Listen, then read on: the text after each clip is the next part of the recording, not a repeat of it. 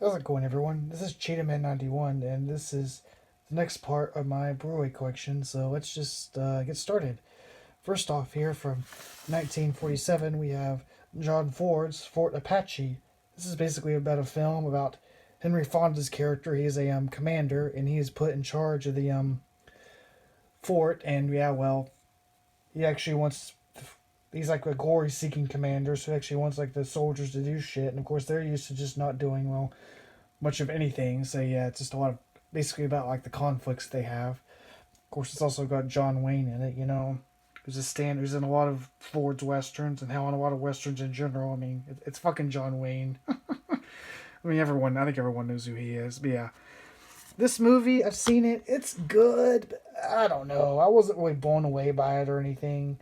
Like John Ford has better westerns in my opinion, like The Searchers or what's that other one called? The Man Who Shot Liberty Valance. But this one's not bad.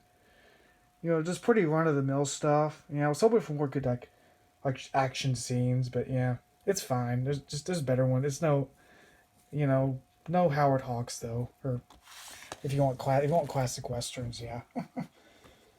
If that made any sense. And next up, another one from 1948. We have Key Largo. This is a thriller, I guess a noir thriller. This is based with a pretty loaded cast, to be honest with you, for the time period. This is basically one about these people. They're trapped in this hotel during a hurricane, and they have to deal with like a crazy killer. This is a pretty good movie. I don't really remember a ton about it. Like it's one of those like limited setting films, which means it mostly takes place in the hotel, but it's good stuff overall. Great performances. I mean, Edward G. Robinson's great as the villain, which he's great. He plays some pretty great villains, because he's like known for his like gangster roles. And yeah, just some good performances all around. Enjoyable. I don't remember a ton about this one, but yeah, I remember it just being enjoyable overall. And here we have an interesting one, another one from 1948, our first Twilight Time release. This is The Snake Pit. This is basically about a woman who is in a mental hospital, and yeah, it just shows her life. Like at first she's not sure why she's in it, and then she realizes she's in it. It's just, yeah, it just basically shows like what life was like at a mental institution at the time. Oh yeah, the case is cracked. Unfortunately, it was already like that when I bought it though, which kind of sucks. But I didn't pay like too much for this, unfortunately, which is a good thing because these Twilight Time releases can get expensive, as you can tell. How many units of this were made? Yeah, 3,000 units. Yeah, they were sort of like the limited run for like Blu-rays and stuff. So yeah, a lot of their stuff can get really, really expensive. I'm talking like over $100 for the. But this one was pretty cheap. Yeah, it kind of sucks that the case is cracked, but the movie's great. It's like a great like a no like social drama.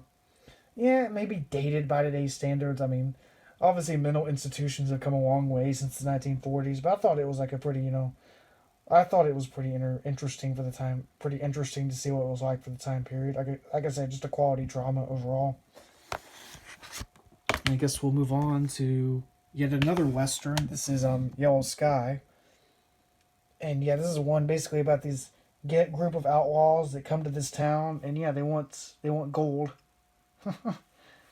This is more like an adult western, to be honest with you. This is another one of those ones, kind of like Fort Apache. Like it's good, but there's better westerns out there in my opinion. I really don't have a whole lot to say about this one. This is the one I really need to watch again. Yeah, this is directed by the same guy that did oh god, what was that one called? The Oxbow Incident, but this one's no Oxbow Incident. But I enjoyed it overall. Just another a good solid western. Just could have been better. And next up, another one from 1949. Oh, another one with Gregory Peck. We have a war film. I think no, this is our second one. I think this is 12 O'clock High. Well, second one if you don't include Criteria. This is 12 O'clock High. This is basically a World War II film about this general who goes to this airfield and basically or commander or whatever and just whips the Air Force unit into shape. This one's really entertaining in my opinion. Doesn't feature a whole lot of flying, but it's got some good drama in it. Like I said, it's a quality like war film. Yeah, not much else to say about it. Just solid stuff overall. Oh, I guess you can see that again. Oh well. And oh, here we go. We got our first science fiction movie. This is 1951's The Thing. Yeah, this is a pretty good one. Now, y'all are probably familiar with the remake.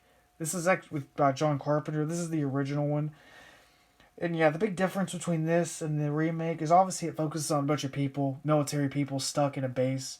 The big difference though is that the alien, instead of being a shapeshifter, since they couldn't do that because of budgetary reasons, it basically made it like a plant monster. I mean, it works out overall. I guess it's a pretty good movie. It deals with like tension and stuff. Like it's not as depressing as the remake. Like a lot of the guys actually, unlike the remake which has a lot of paranoia and stuff. Like all these guys just sort of just team up to try and take out the monster. You know, it's definitely different in tone. Like I said, well worth checking out. Like considered one of the better like sci-fi films of the 50s. Like I said, just give it a shot if you've never seen it before. And next up, what year is this one from? Give me a minute. This is from. Oh, it's not even saying the date. I think this is from 51. Also, this is The African Queen. This is, I think, her first color film. Yeah, not much to say about this one. This is probably the most well-known film out of this from this video. So yeah, not gonna like spend too much time on it. But yeah, just great stuff. Great adventure film. You know, a lot of this was actually shot on location in I think a lot of this actually was shot on location in Africa. Just great chemistry between the two leads. You know, not like I said, not much to say. Y'all probably seen this one before. It's pretty well known. So I guess we'll move on to something else. And we have yet another Twilight Time release. This is 1952's Don't Bother to Knock. Yeah, this is a pretty early Marilyn Monroe film. It's basically about this girl who's in this hotel. She's babysitting for some people, but it turns out she has like these mental issues. That's sort of what this film's all about. Yeah, this one's good, but I don't know. There's really not a whole lot to say. It's pretty brief. Like there's better noirs out there in my opinion. Like I said, it's worth not Monroe's best film either. Like if you don't like Monroe noir, I would recommend Niagara. But overall, like I said, this one's good. You know, just about a good but not great, I guess.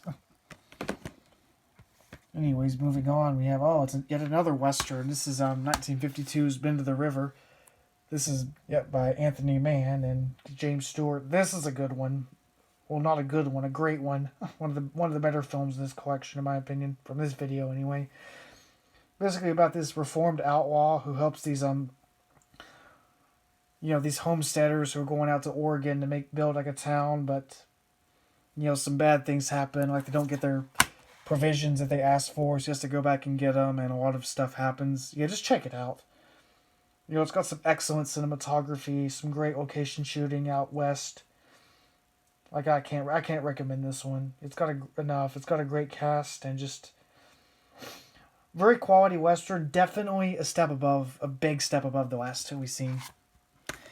And speaking of which, we have an even better Anthony Mann Western. This is The Naked Spur, also starring James Stewart. This is basically, in this film, Stewart is a homesteader who is basically out for revenge, trying to capture this dude who killed his family and stuff. Like this is another this is a very adult Western, like psychological in nature. Yeah, can't recommend this one enough. Like I said, even better than Bend to the River. Like this is honestly, as far as like American Westerns go, this is like one of the best ones I have on Blu-ray. Like I said, just excellent stuff. Great performances by Stewart and Robert Ryan. Ryan makes a great villain, and he's a great villain in this movie. He just does such a good job of playing those like scumbag characters. But anyways, I guess we'll move on. We only got a couple more to get through for this part. And next up we have here's a good one. This is 1953's The Hitchhiker. This is a film noir. Yeah, one of the first film noirs directed by a woman. Yeah, actor Ida Lupino. Hopefully I pronounced that right. Yeah, this one's in the public domain, but I wanted the Blu-ray for it. This is basically about these guys who are going out fishing on a fishing trip, and they end up catching this hitchhiker who just goes around like hitching rides people's cars and killing like whoever's driving in them. That's basically what movie's all about. Them like trying to outwit him and survive. Like I said, it's a great film noir thriller. Yeah, it's low budget, but it works. Great performances. You know, can't recommend this one enough. It's on, like I said, it's in the public domain, so it's going to be on YouTube and shit. So just no reason to not check this one out. Like, I mean, it's so short, like, might as well. And I guess, last but not least for this part, we have, 1953's I Confess, which is a, Alfred Hitchcock film, as you can tell by the cover. Yeah, the plot for this film is it's about this priest who receives a confession from a guy who, confessed that he murdered a person, and he sort of has to deal with, this guy sort of has to deal with the moral dilemma, the priest does, of what to do and what not. Like, this one's pretty good, but as far as like Hitchcock goes, like, it's pretty run of the mill in my opinion, sort of middle of the road. Like I said, it's a good one for completionists, but not a great starting point. Once again, not much are, that's sort of, you could say that for most of his films at Warner Brothers, except for Strangers on a Train and Dial M for Murder. Like, a lot of it is just, like, they're pretty good, but just not very good starting points for if you want to, like, delve into his filmography. And yeah, that's about it for this video. Like, I hope y'all enjoyed it, enjoyed all the Blu-rays, and next time I will be going through the rest of the films I have from the 1950s and a couple from the early 60s. So, yep, this is Cheetah Man 91, and thank you for watching.